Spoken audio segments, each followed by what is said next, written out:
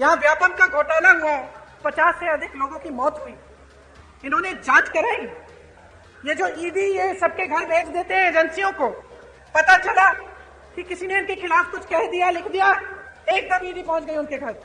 अरे यहाँ तक कि फिल्मों के अभिनेताओं के घर भी कल परसों ईडी पहुंच गई। यहाँ भी क्यों नहीं पहुंची? यहाँ जो इतने बड़े घोटाले हुए हैं, इनके अधिकारियों के घर में क्यों नहीं पहुंची? इनके नेताओं के घर में क्यों नहीं पहुंची?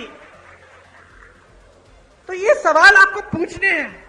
जब मां नर्मदा के साथ घोटाला हो सकता है, भ्रष्टाचार हो सकता है, जब महाकाल की मूर्तियों के साथ सप्त ऋषियों की जो मूर्तियां हैं उन्हें स्थापित एक दिन किया, अगले दिन बह गई, इनके साथ जब भ्रष्टाचार हो सकता है, जब भगवान के साथ कोई घोटाला और भ्रष्टाचार करने की हिम्मत करता है, तो क्या समय नहीं आ गया है इनको बदल डालने का? बताइए।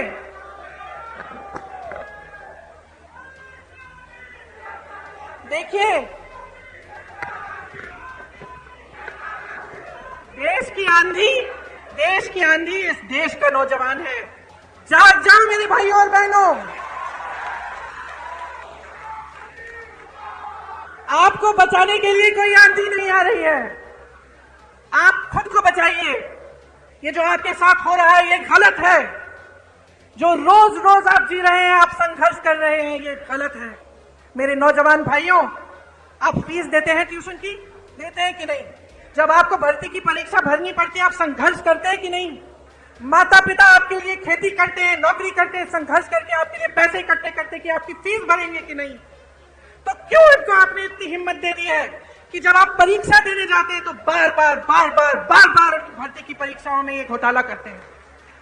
मैंने उत्तर प्रदेश में देखा है, मैंने उत्तर प्रदेश में ऐसे नौजवान देखे हैं जिनके 10 साल गुजर गए हैं। एक परीक्षा दी, मार्क्स नहीं निकले, उसमें कुछ घोटाला हो गया। दूसरी परीक्षा दी, उसमें भी घोटाला हो गया, भर्ती की लिस्ट नहीं निकली। इंतजार करते रहे ये सोच के कि हमने पैसे खर्चे हैं, हमने मेहनत की है, एक ना एक दिन हो जाएगा। इंतजार करते रहे। जो बच्चा 22 साल का था, 21 साल का था, अब 30 साल का हो गया, अभी तक उसको नौकरी नहीं मिली। ये परिस्थितियां हैं इन प्रदेशों में जहां भाजपा सरकार में है, सत्ता में है, क्योंकि इनका अहंकार बहुत बढ़ गया है। मेरी बहनों और भाइयों, बहुत ज्यादा लूट होने लगी है और कोई रोक, कोई लगाम नहीं है। आप सोचिए, जब आप ही की संपत्ति, इस देश की संपत्ति, जो सबसे बड़े बड़े पीएसयू हैं, वही अपने दोस्तों को बेच डाले। जब यहाँ खड़े हुए जितने भी अधिकारी हैं, पुलिस वाले खड़े हैं, कर्मचारी हैं, इनको पुराना पेंशन नहीं मिलता। जब इसको देने का समय आता है तो आपको बताया जाता है कि पैसे नहीं है। देश नीति, केवल सच्ची और पक्की खबरें। आज हम इस देश में खड़े हैं जिस पर हम सबको गर्व है। और गर्व क्यों है? क्योंकि अगर आप आसपास के देशों को देखेंगे तो शायद हमारा एक देश है इन सारे आसपास के देशों में जो आजादी के बाद एक लोकतंत्र माना जाता था और जिसका लोकतंत्र हमेशा मजबूत रहा है। और ये लोकतंत्र हमारे संविधान में गढ़ा हुआ है। जिन्होंने हमारे संविधान को लिखा और बनाया, उन्होंने जीवन इस देश के लिए दिया। एक नहीं थे, बहुत सारे लोग थे हमारे स्वतंत्रता सेनानी। और हमें गर्व है आज अपने देश पर, जिसके संविधान में लिखा है कि हर जने को समान अधिकार मिलना चाहिए। हमारी कांग्रेस की सरकारों ने पंचायतों को सत्ता देकर यह अधिकार मजबूत बनाया। आज देखिए, आज की परिस्थिति क्या है। आज तमाम पंचायतों को मुश्किलों में डाल दिया है। और जहां हमने पंचायतों के लिए व्यवस्था लागू की, भाजपा सरपंचों के अधिकारों में कटौती ला रही है, आपको कमजोर कर रही है।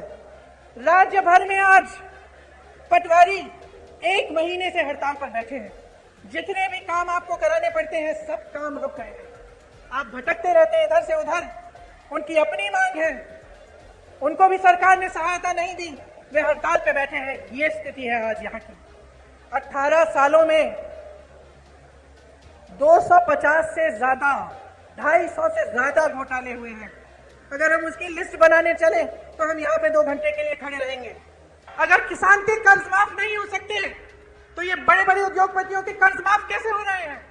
ये सवाल आपको पूछना पड़ेगा, क्योंकि आप अगर ये सवाल नहीं पूछेंगे तो हमारी नहीं, इन सब नेताओं की नहीं, आप सबकी जिंदगी बर्बाद होगी, आपका भविष्य बर्बाद होगा और ये आपकी जिम्मेदारी है। आज आपके प्रदेश में इतनी महंगाई है, मैं जानती हूँ बहनों, मैं जानती हूँ कि आप पर क्या गुजर रहा है। मैं जानती हूँ कि जब आप सोच रहे होंगे कि त्योहार का मौसम आ रहा है, दशहरा आ रहा है, धनतेरस, दिवाली, आप कुछ खरीदना चाहते हैं, आप जब दुकान जाते हैं तो घबराते हैं कि हम ये सब चीजें ले पाएंगे कि नहीं, आधी चीजें खरीदते हैं, आधी छोड़ देते हैं। मैं जानती हूँ आप सोचती हैं कि किस तरह से थोड़ी बहुत बचत हो जाए घर में, थोड़ा कम खा के, थोड़ा सा काम ज्यादा करके। मैं जानती हूँ कि कितनी मुश्किल समाज का कितना बोझ उठाती हैं। आपको बताया जाता है कि राशन हमने मुफ्त कर दिया, वाह वाह वाह, बहुत बढ़िया। वहाँ हजारों करोड़ के लोन मुफ्त में मिल रहे हैं, यहाँ राशन पे हमें आपसे हाथ जोड़ना पड़ रहा है।